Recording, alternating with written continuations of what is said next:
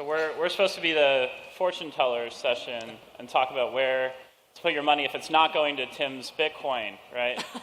It's going to startups instead. It's a pretty open-ended topic. I think one thing that I'd love to hear from you guys just to start is what would be the most surprising area that you guys are excited about as venture capitalists? You know, an area that is maybe not cryptocurrency or not, you know, the buzziest, but something that should be getting people in this room awake and excited about. So one of the things that I'm really excited about right now, and part of this is because I grew up in a suburban/rural farming community, is agriculture and what's going on. How the technology that's being deployed in agriculture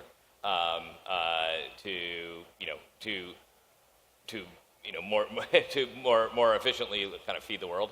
Obviously you have massive agribusiness that's been going on for years and years and years and deploy all sorts of different technologies. But where I grew up with local farmers, they really didn't, and we're didn't use water efficiently, use a lot of chemicals and that sort of stuff. And I think we're moving to a world where, water is not a sure thing. The climate is obviously changing for whatever reason, and yet the population keeps growing. And so there comes a point where those curves cross, where you can't feed the people that you need to feed with the technologies that you're using today, and with robotics and computer vision and the cost of LED lighting coming down and all that sort of thing. I think it's a very interesting space. You're going to see a lot of interesting companies come out of that. So I guess my answer would be a little bit different from what sectors are interesting, because I think that's probably the focus of what we predict will be hot or whatnot. But I think for me, as much as 500 is a Silicon Valley firm, we're also quite global. So when I think about where is the, what areas I'm excited about or what areas our firm excited about, it is kind of more those markets. And so, there's a lot of concentration on innovation in Silicon Valley or potentially outside of Silicon Valley, but we're certainly looking at beyond even the US. We have a lot of investments in Southeast Asia. That market, when we first entered, we were probably one of the only, if not the most few seed funds. And now in just a few years, we're seeing very big contenders like a Grab in the market in Southeast Asia and broader Asia. So for us, certainly Southeast Asia, I think everyone kind of hears a lot already about China, so I don't need to really go into detail there. But certainly aside from Southeast Asia, Latin America, India, so a lot of those markets are kind of where we're looking at. And when you think about sectors, certainly some of the hot ones, like we're talking about, like crypto or whatever, are kind of globally getting a lot of attention. But there are also markets that, while in Silicon Valley might not be as exciting anymore, or there's some fatigue or allergic reactions to things, maybe like e-commerce, and other markets are still emerging, and there's big opportunity to really invest in those consumers and those demographics. The trends that I always get excited about are sort of first principles oriented. So, like in the early 70s, microchips became commodities, and the interesting question became, what would you do if computing power became free rather than expensive? And so the value shifted from hardware to software, and software for the first time became a real business. And then I think in the 90s, the real question was, what would you do if communications became free? And then value shifted because of the internet and people's no longer monopoly power over distribution of ideas. And so to me, the thing, people talk about AI and ML as if it's a market sector, and I don't really see it that way. I see it as, what would you do in a world where predictions are free? And in a world where predictions are free, it's kind of interesting to ask, where do people pay lots of money, and where are predictions today considered valuable and expensive? What would that look like if they were free? And so, in any of those kinds of meta changes, entrepreneurs figure out a way to see where value is going to be appropriated at a different place based on something becoming free that was once expensive. So that's kind of the meta thing that I've been intrigued by, and a whole lot of crypto stuff, but that's its own rabbit hole. So, yeah. Well, that makes me curious. for everyone who's like half paying attention, I'm about to ask you all to raise your hands, so I want to give you fair warning. How many people here are entrepreneurs or founders of a startup right now? Okay, that's a lot of hands. So when I imagine myself as one of these people, hearing VCs prognosticate, I think I might be wondering, how far out are you guys looking with those theses or those meta trends? Is this something that should be impactful for founders like in the day in, day out, or are you guys looking more 5-10 years down the road where it might not really impact a startup grinding in this moment?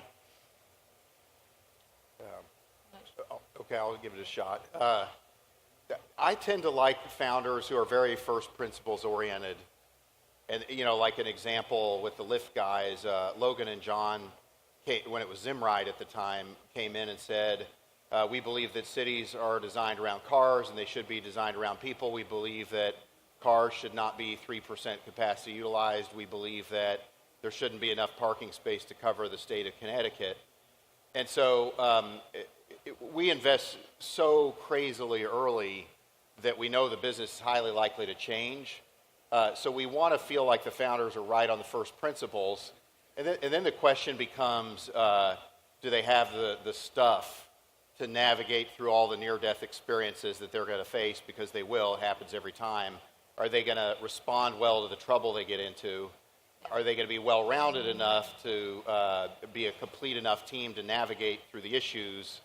And then timing is probably the hardest to figure out. I think that timing in many ways is one of the biggest predictors of success or failure. Being too early is just as bad as being too late. They're both wrong. But I find that that's harder to predict. And a great team with first principles has a tendency to make timing work to their advantage rather than the reverse. It sounds like you're also sort of asking for these founders as they're building businesses or thinking of what to build, should they be kind of building for the areas that VCs are looking after? And, it's tough to say. There's probably some correlation to like what's, quote, relevant now is interesting to founders. But I would agree with Mike, and I'm sure, unless Rob has a violently different opinion, no, you should chase after a market. But I think it is important. The first principles are so important because these trends go up and down, and you shouldn't be building something just because you want to get it funded. Then you shouldn't be building a business. And I'm sure that Mike would say the same for the Lyft guys, and certainly the founders that we back and that I've personally backed. It's really they're laser focused on a certain customer, and they know who that customer is and what that problem is. And so things can shift. There's so many things that could go wrong, and time is your enemy, and the default is failure. But if you're really set on a certain kind of, whether it's consumer or user, and you know what exactly you're solving for, then that first principle usually it kind of keeps you through all of the things that get thrown at you. And the thing is, in terms of kind of who that customer is, that's probably why with a lot of what's kind of interesting now that are more, I guess what Mike mentioned as kind of more infrastructure type of stuff, like if it's AI or machine learning, you see a lot of entrepreneurs who are building some kind of AI something, but what's really absent from a lot of these pitches or these businesses is like who's the customer, and time will tell, of course, but if that's missing, at least when I meet with founders, and that's a bit of a red flag that they don't know, either they don't know who they're building for or they don't care. And this is a very, building a business is really, really hard. It's the exact opposite of glamorous and fun. It's like probably, many of you wouldn't advise it. But so if you really care about this problem, this customer, then that's going to keep you through all of the no's, all of the rejections, all of the near-death experiences of running out of money, and that will happen. So. Rob, I'm curious, if someone is working in an area that maybe is getting a lot of hype or a lot of buzz, whether it's AI or maybe, we were talking about technical infrastructure, but it could also be literally physical infrastructure, which seems pretty hot right now. Should that scare a founder because they might deal with skepticism that they're part of a bubble or part of a hype, or what should a founder do when there is, let's say, more scrutiny on their area in a moment? Well, I think it comes down to what Mike was talking about in the very first part of this, where it's you have these enabling technologies come along, and I think we can all sit up here and go, we know these are enabling technologies, we just don't know what they enable yet, right? And that's what I look for in a founder, is to say, do they have some unique insight? Given that before this enabling technology existed, we couldn't do this, but now that it does, I can, and I get back to Christine too, solve a particular problem, and a big one that really matters. Like, with Uber, the big problem was, have you ever tried to get a taxi in San Francisco, right? And everybody's like, oh my God, yeah, that's the worst, right? And it kind of grew from there, but that was a problem that anybody could relate to. And so, when I, last year before blockchain took over everything, and it was AI, I saw a number of companies that came to me and they said, we're AI as a service. And I'm like, great, what does that mean? And they're like, well, you have a problem and I solve it with AI. And I'm like, so you're a consulting company? No. And so anybody that builds a platform is basically coming to their customers saying, saying, what do you want me to build? And the customer's like, well, what do you do? And the platform's like, well, it does whatever you want it to do. That's not solving a problem. That's building a technology because you want to build a technology and then trying to figure out how it solves a problem, and that's backwards. Now, for entrepreneurs who are maybe trying to understand how your thinking changes over time, have you all found that you're investing in companies of a different maturity, or that the check sizes that you're looking to write have changed? Because that might be another piece of the puzzle here, is when is the right time to go to a VC? What is realistic today from an entrepreneur's standpoint in terms of when to talk to people like you? So I'm curious, what's the sweet spot right now, or what changes do you see? The checks that I write are still pretty much the same they've always been. And I wouldn't say that there's it's not too early to pitch me from the perspective of how much traction you have, but it is too early to pitch me if you don't have a fully formed idea, first principles idea. So like if somebody comes in and says, I've got this AI ML startup, I'm going to say, great, well, there's some kind of a prediction that's expensive today you think is going to cost zero tomorrow. What is that? Tell me what that's all about. And so I'm less interested in what's your MRR, what's your monthly growth rate, what are your latest vanity metrics. I'm most interested in what is kind of to Rob's point, what is some big change event that's bigger than you are? And like, what do you have that's an insight that suggests that something that was once expensive is now, by virtue of that change event, going to be free? And how can a startup get created on that could be really massive someday? So that's kind of the level of early versus not that we focus on. Yeah, I think that, I guess to add on to that, it might vary by certain sectors too. So in a lot of these kind of newer areas, very few companies are going to have some insane amount of traction, and maybe by that point it's too late anyway. But for, say, let's say if I'm looking at an e-commerce company now, I probably have some higher standards, because for a lot of these companies, you can get off the ground and actually generate revenue and have customers without much funding. We've seen a lot of that. And so, and especially at least here, building a brand, or you're actually selling something, it's very competitive. So you're gonna, unless it's some really successful entrepreneur and you're really backing them, then you might have different standards on what kind of traction you see. But I would agree that it's certainly traction's one indicator, but we would like to look at companies ideally that actually have some kind of product, not just two people show up wanting to build something and they don't know yet. But so I think that's probably for all of us, unless again it's like that entrepreneur you would write a check to no matter what they do. It's probably a little bit early, but for us, we usually are taking, relative to other investors, smaller positions. So we invest a lot through our accelerator, and we do direct investments. But I would say, just based on how our check size has changed for even the accelerator, we've actually, we used to invest pretty small amounts, 50K, and now we're investing 150K first check into these companies. So I guess in some sense, maybe you might see you might see investment sizes change across companies, or just the desire to double down more. But yeah, it probably depends on the type of investor we are. Like we're not taking as concentrated bets as potentially Mike and Rob are. Yeah. Well, a flip side of the where we're putting money this year would be like physically, geographically where. And I noticed in the intro for all of you, a lot of those sort of notable deals for you and your firms were still concentrated in Silicon Valley, whether you live in Silicon Valley or not. And I'm curious, do you think the next Credit Karma or Uber or Lyft is less likely to be from Silicon Valley, more likely to be from somewhere else in the future? Or how are you guys thinking about geography right now?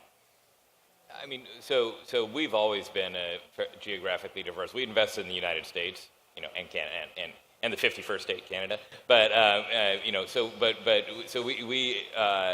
we have an office in New York and we have an office in San Francisco. The last investment I made was in Los Angeles. I invested in a company, and it's still kind of like, it's Newark, New Jersey, but it's still, if you talk to anybody in Manhattan, they'll be like, that's like, seriously, that's like Midwest, right? And we're still flying all over the place, meeting with founders, in the Midwest or in Texas or, all sorts of other places. So I think that we used to have the notion that, being an entrepreneur, a tech entrepreneur, was a little like being an actor. You could be born anywhere, but eventually you had to move to New York or LA to really build your career. And we used to say the same thing about tech founders, is you could start anywhere. When we first invested in Garrett Camp, he was in Alberta, and then moved to San Francisco. But I think that's less and less so. You're seeing actually distributed workforces actually begin to work a lot better with people using Slack and all these great communication tools and all that kind of stuff. It's still hard to manage teams effectively without being in the room with the team. But at the team level, you can certainly see, you don't have to be in San Francisco, and I would love to see less and less people in San Francisco.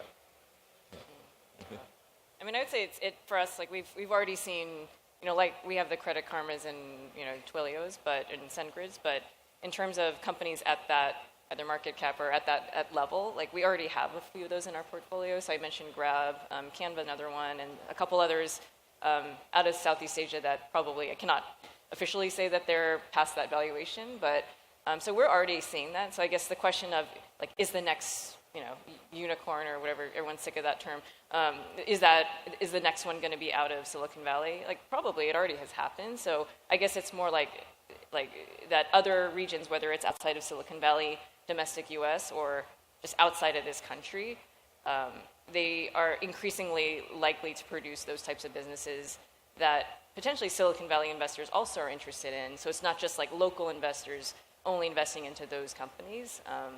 I would assume, I don't know how much in terms of like outside the US that like you guys have invested in, and I know a lot of it is like if you are the type of investor that is taking a board seat, it's tough to be traveling all over the place like that. So some of it is kind of more being practical, but I think it is already happening. That's kind of the point I'm making. Yeah, the thing that I find interesting is the implications of the cost of being a startup in Silicon Valley on the outcomes. And so what I see happening now is a startup team can start in Silicon Valley and be frugal, but now if you're starting to work and it's like employees 10 to 20, what happens if Google and Facebook come in and offer you a couple $1 million a year to go work over at their companies? You just almost can't afford to stay at the startup. And so the startups that I'm seeing work in Silicon Valley right now have to be so freaking compelling that and their upside has to be so massively large that they have to be good enough to be immune to the challenge of employees 10 to 50 being poached by local Silicon Valleys with infinite supply of money. And that can happen, but like what I predict we'll see is that there will be a small number of massive startup wins in Silicon Valley, but what it'll take to reach escape velocity will be much greater. So I think you'll see a smaller number of like decacorns and above, but that if you don't have something that's truly that compelling, that's truly that much of a breakthrough, I think it's going to be hard. It's going to be hard to grow your business primarily in Silicon Valley. I think there are better places now, or at least to do it distributed. It's actually a good point in terms of you're competing against not just other startups, but like the Googles, Facebooks, Ubers, or whoever, and it's talent, is very engineering talent. Whereas if you're potentially in, say, Miami or I don't know, Utah, even, like, there's great. I mean, maybe Utah's getting competitive too for engineers. I don't know, but it's And if you're going to be as big as Google or Facebook someday, all you care about is acceleration. You don't really care about costs or anything. You care about just eliminating all friction, getting big. And so I think increasingly, if you're a Silicon Valley company, that's got to be your worldview as a startup, that the opportunity has to be that big and that much of an escape velocity potential to kind of justify the extra cost and risk of losing your good people.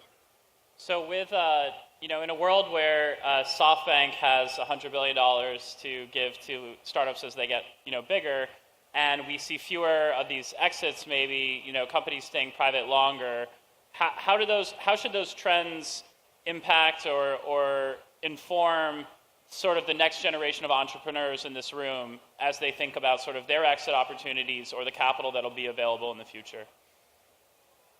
I think that, and we were talking about this actually earlier, where as a founder, you need to be thinking about what is your ultimate outcome for the company, and what does an exit look like.